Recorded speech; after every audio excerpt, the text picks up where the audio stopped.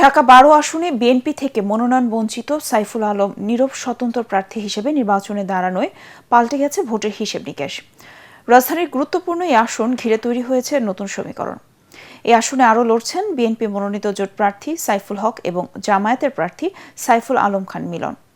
ভোটারদের সাথে কথা বলে জানা গেছে যোগ্য প্রার্থীকেই তারা বেছে নেবেন। সালাম স্টিল ভোটার গাড়ি নিয়ে এই নির্বাচনী এলাকার মানুষের সাথে কথা বলে রিপোর্ট করছেন সাজ্জাদ জাহান। ভূমিকম্প সহনীয় মোস্ট ডিউরেবল দেশের প্রথম থার্মেক্স রড সালাম স্টিল। সালাম স্টিল বোঝে ডিউরেবিলিটি। সালাম স্টিল মোস্ট ডিউরেবল স্টিল। রাজধানীর তেজগাঁও শিল্পাঞ্চল, হাতিরঝিল ও শেরেবাংলা নগর থানার একাংশ নিয়ে সংসদীয় আসন ঢাকা ১২।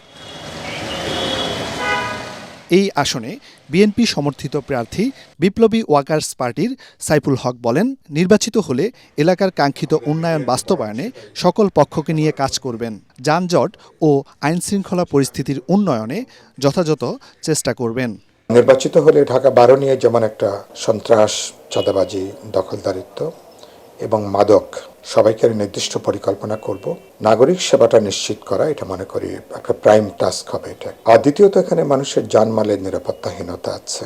এই আসনে বিএনপির মনোনয়ন বঞ্চিত স্বতন্ত্র প্রার্থী সাইফুল আলম নীরব জানান, তার এলাকায় চাঁদাবাজদের কোনো ঠাঁই হবে না। আইন শৃঙ্খলা রক্ষাকারী বাহিনীকে নিয়ে জিরো টলারেন্স নীতি বাস্তবায়নের প্রতিশ্রুতি দেন তিনি। জনগণ যদি আমাকে আগামী নির্বাচনে ভোট দিয়ে তাদের সেবা করার সুযোগ দেন, ঢাকা ১২ এলাকায় চাঁদাবাজ, মাদক এবং সন্ত্রাস, নতুন করে যে সৃষ্টি হয়েছে কিশোর গ্যাং, এর অস্তিত্ব ঢাকা ১২ এলাকায় ইনশাল্লাহ থাকতে দেওয়া হবে না। অন্যদিকে জামায়াতের প্রার্থী সাইফুল আলম খান মিলন আশা করেন, সুষ্ঠু নির্বাচনের মাধ্যমে জনগণ যোগ্য প্রার্থীকে বেছে নেবেন। দুর্নীতি ও চাঁদাবাজিকে আমরা লাল কার্ড দেখাতে চাই। আপনারা জানেন যে কয়দিন আগে কারণ বাজারে ব্যবসায়ীদের উপরে হামলা হয়েছে। আমাদের মহাখালী বাস স্ট্যান্ডে চাঁদাবাজি হচ্ছে, শিল্পাঞ্চলে হচ্ছে, হাতিঝিলের সার্কেল বাসে হচ্ছে।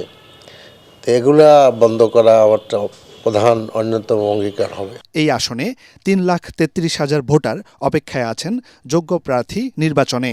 তাদের দাবি, কারওয়ান বাজার ও তেজগাঁও ট্রাক স্ট্যান্ড অন্যত্র সরিয়ে নিয়ে যানজট নিরসনে ভূমিকা রাখবেন নির্বাচিত সংসদ সদস্য।